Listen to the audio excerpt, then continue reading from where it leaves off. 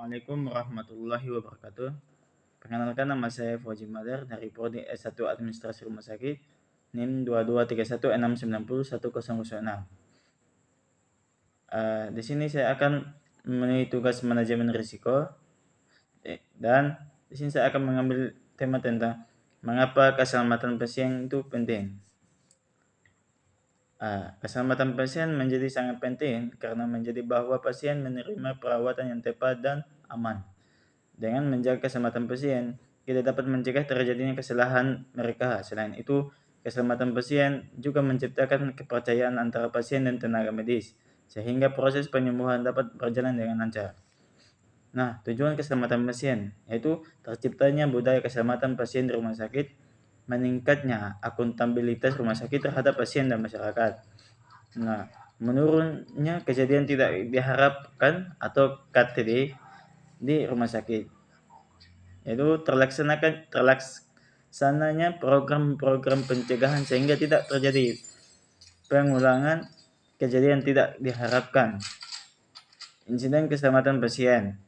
Setiap kejadian yang tidak disengajakan dan tidak diharapkan yang dapat mengakibatkan atau berpotensi mengakibatkan cedera pada pasien. Nah, jenis insiden yaitu pertama, kondisi potensial cedera atau KPC. Ada kondisi yang sangat berpotensi untuk menimbulkan cedera, tetapi belum terjadi insiden, misalnya kerusakan alat ventilator. Yang kedua, kejadian nyaris cedera. Terjadinya insiden yang belum sampai terpapar kepada pasien, misalnya salah identitas pasien namun diketahui sebelum dilakukan tindakan kejadian tidak cedera. Yang kedua, KTC, kejadian tidak cedera, yaitu insiden yang sudah terpapar kepada pasien tetapi tidak timbul cedera, misalnya pasien minum paracetamol dan tidak ada reaksi apapun tetapi sesungguhnya dokter tidak meresepkan paracetamol. Selanjutnya, kejadian tak diharapkan atau KTD, insiden yang mengakibatkan cedera pada pasien, misalnya tertusuk jarum, pasien jatuh, kejadian sentitel adalah suatu KTD yang mengakibatkan kematian atau cedera yang serius. Nah, penilaian dampak klinis. Yang pertama, tidak signifikan. Nah, dampaknya itu tidak ada cedera. Yang kedua, minor. Nah, dapat cedera ringan, MIS, yaitu luka lecet, dapat diatasi dengan pertolongan pertama.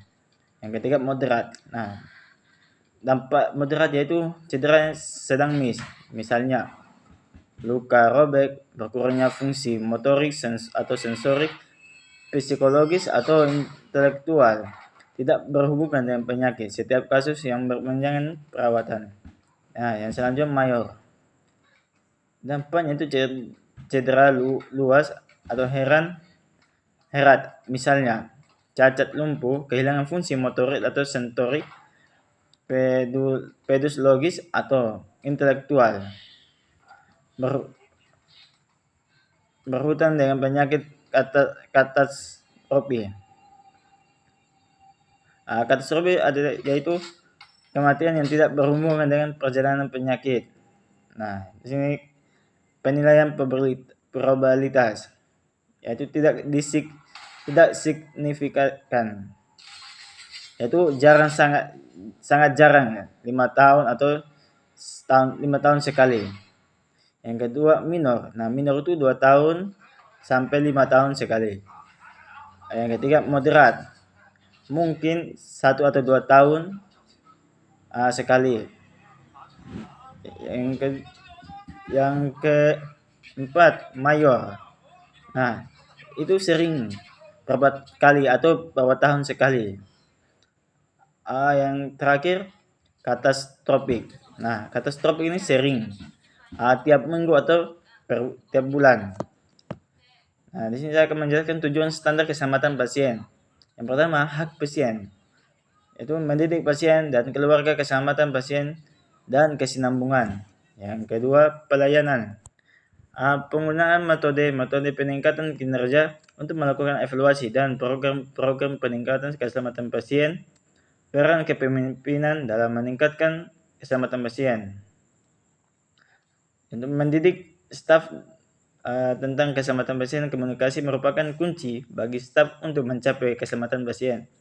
Nah, 6 sasaran keselamatan pasien, yaitu mengidentifikasikan pasien yang dengan benar.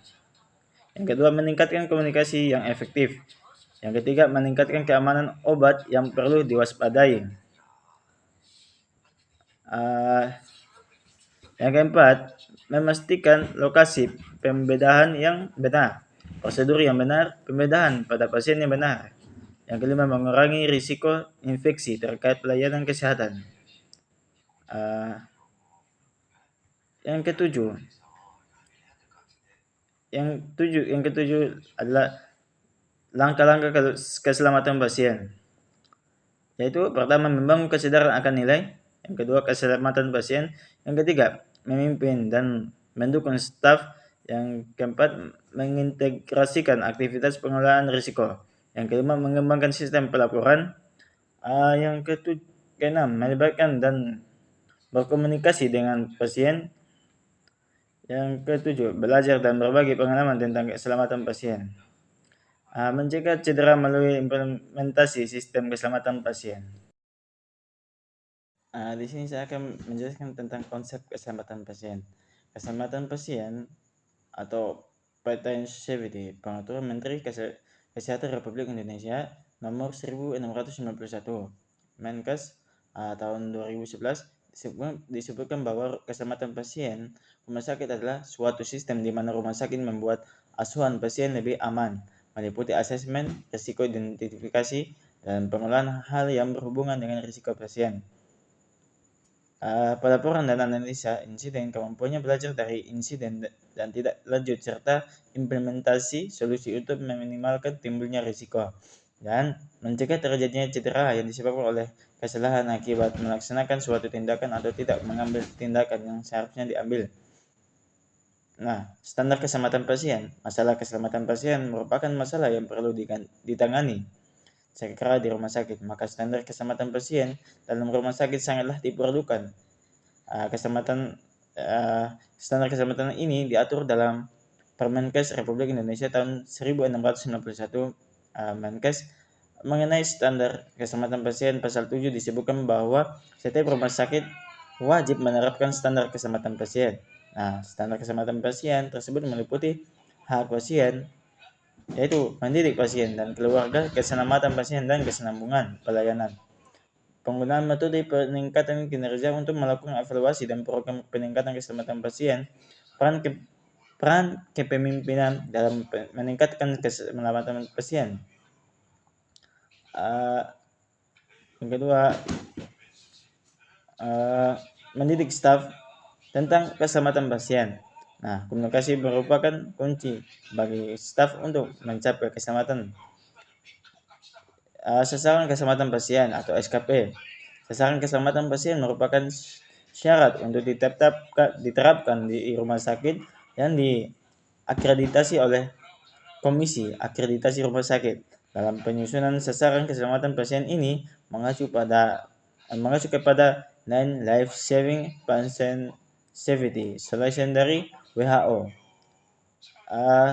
Patient Safety tahun 2007 yang digunakan juga oleh Komite Keselamatan Pasien di Rumah Sakit Persi, KK PRS Persi, dari Joint Commission Interrelation.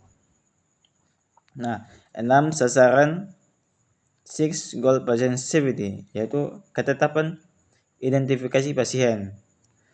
Nah, kesalahan karena keliru yang diidentifikasi pasien sangatlah rentan terjadi pada pasien yang dalam keadaan terbius atau tersedasi, mengalami disorientasi, tidak sadar, bertukar tempat tidur atau kamar lokasi rumah sakit, adanya kelainan sensori atau akibat situasi lain.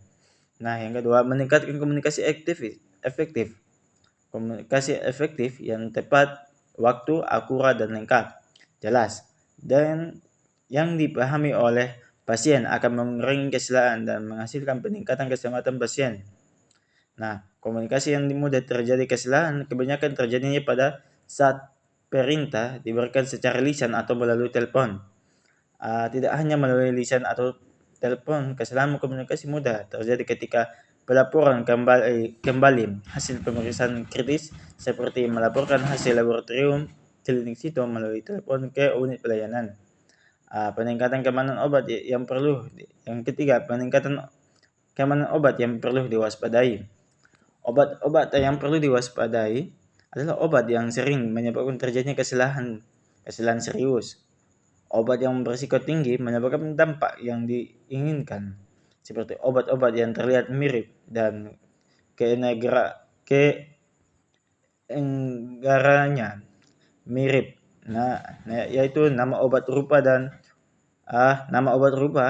ucapan mirip, seperti atau norum atau look alike, sound alike atau lasa. Obat-obatan yang sering disebutkan dalam isu keselamatan pasien adalah pemberian elektrolit konsentrat secara tidak sengaja, misalnya kalium klorida 2 mg atau ml atau lebih pekat. Kalsium fosfat natrium klorida lebih pekat dari 0,9% dan magnesium sulfat 50% atau lebih pekat. Cara paling efektif untuk mengurangi atau menghindari kejadian tersebut adalah dengan meningkatkan proses pengolahan obat-obat yang perlu diwaspadai. Dan yang keempat, kepastian tepat lokasi, tepat prosedur, tepat pasien operasi.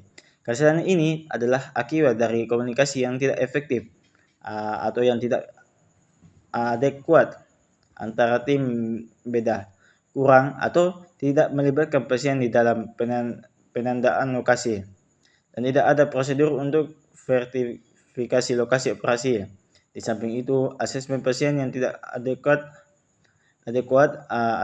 budaya yang tidak mendukung komunikasi terbuka antara anggota tim bedah, permasalahan yang berhubungan dengan tulisan tangan yang tidak dapat dibaca, dan pemakaian singkatan adalah faktor-faktor yang berkontribusi yang sering terjadi. Yang kelima, pengurangan risiko infeksi terkait pelayanan kesehatan. Tantangan terbesar dalam pelayanan kesehatan adalah pencegahan dan pengendalian infeksi. Peningkatan biaya untuk mengatasi infeksi yang berhubungan dengan pelayanan kesehatan merupakan keprihatinan besar bagi pasien maupun para profesional pelayanan kesehatan.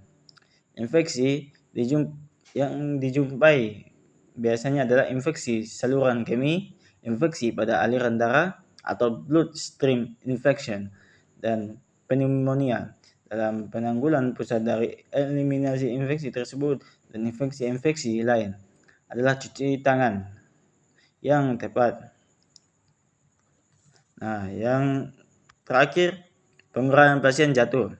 Dalam konteks populasi atau masyarakat yang dilayani pelayanan yang disediakan dan fasilitasnya, rumah sakit perlu mengevaluasikan pasien risiko pasien jatuh dan mengambil tindakan untuk mengurangi risiko cedera bila sampai jatuh. Evaluasi tersebut dilihat dari aspek riwayat jatuh, obat dan telah terhadap konsumsi alkohol, gaya jalan, keseimbangan, serta alat bantu berjalan digunakan oleh pasien. Program evaluasi tersebut haruslah diterapkan oleh rumah sakit untuk mengurangi pasien jatuh.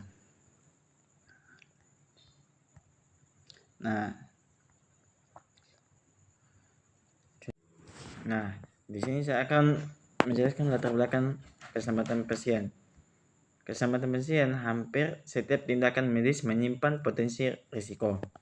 Banyaknya jenis obat, jenis pemeriksaan dan prosedur, serta jumlah pasien dan staf rumah sakit yang cukup besar merupakan hal yang potensial bagi terjadi kesalahan medis atau medical errors. Menurut Institute of Medicine tahun 1999, medical error didefinisikan sebagai kesalahan medis, didefinisikan sebagai suatu kegagalan tindakan medis yang telah direncanakan untuk kesalahan tidak seperti yang diharapkan, yaitu kesalahan tindakan atau perencanaan yang salah untuk mencapai suatu tujuan, yaitu kesalahan perencanaan. Kesalahan yang terjadi dalam proses asuhan medis ini akan mengakibatkan atau berpotensi mengakibatkan cedera pada pasien, bisa berupa near miss atau adverse event atau kejadian yang tidak diharapkan. Near miss atau nyaris cedera merupakan suatu kejadian akibat melaksanakan suatu tindakan atau commotion atau tidak mengambil tindakan yang seharusnya diambil yang dapat mencederai pasien, tetapi cedera serius tidak terjadi karena keberuntungan. Misalnya pasien terima suatu obat kontraindikasi tetapi tidak timbul reaksi obat. Pencegahan atau suatu obat dengan overdosis, mengetahui dan membatalkan sebelumnya obat diberikan, dan peringanan atau suatu obat yang dengan overdosis letal diberikan diketahui secara dini lalu diberikan antidotenya. Kejadian yang tidak diharapkan merupakan suatu kejadian yang mengakibatkan cedera yang tidak diharapkan pada pasien karena suatu tindakan atau commotion atau tidak mengambil tindakan yang seharusnya diambil, dan bukan karena underlying disease atau kondisi pasien. Kesalahan tersebut bisa terjadi dalam tahap diagnostik seperti kesalahan atau keterlambatan diagnos, tidak menerapkan pemeriksaan yang sesuai, menggunakan cara pemeriksaan yang tidak dipakai atau tidak bertindak, atau hasil pemeriksaan atau observasi. Tahap pengobatan seperti kesalahan pada prosedur pengobatan, pelaksanaan terapi, metode penggunaan obat, dan keterlambatan merespon hasil pemeriksaan asuhan yang tidak layak. Tahap preventif seperti tidak memberikan terapi profilaktik serta monitor dan follow up yang tidak adekuat. Atau pada hal teknis yang lain seperti kegagalan berkomunikasi, kegagalan alat atau sistem lain. Dalam kenyataan, masalah medical error dalam sistem pelayanan kesehatan mencerminkan fenomena gunung es karena yang terdeteksi umumnya adalah yang ditemukan secara kebetulan saja. Sebagian besar lain cenderung tidak dilaporkan, tidak dicatat, atau justru luput dari perhatian kita semua. Pada bulan November tahun 1999, The American Hospital Association Board of Trustees mengidentifikasikan bahwa keselamatan dan